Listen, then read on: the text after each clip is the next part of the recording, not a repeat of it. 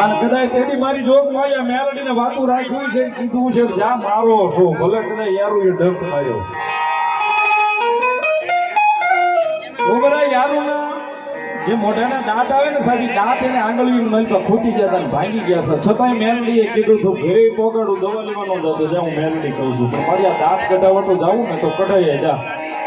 પણ જો એ આંગળીની માલ પર ડાઘ પડવા દઉં ને તેથી તો કાળિયા કુવામાં મેલડી નો હોય.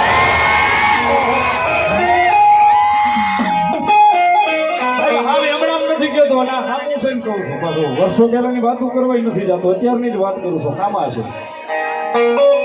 1 રૂપિયાની દવા નહીં સાહેબ. અને મેલડીનો જેથી તાવો કર્યો ને તેથી મેલડી બોલી હતી કે આ કદાચ તમે યારું કરડ્યો છે, એના દાંત કઢાઈને પછી મારો હવા મણનો હવા ફાલીનો તાવો કર્યો.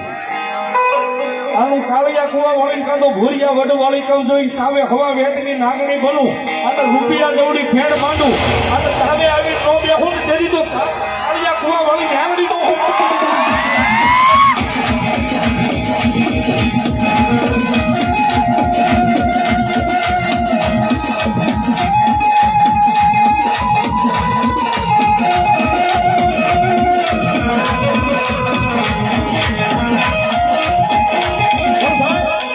મૂળ મારો કહેવાનો હેતુ વિશે ભરોહાની માલિકા ભગવતી છે.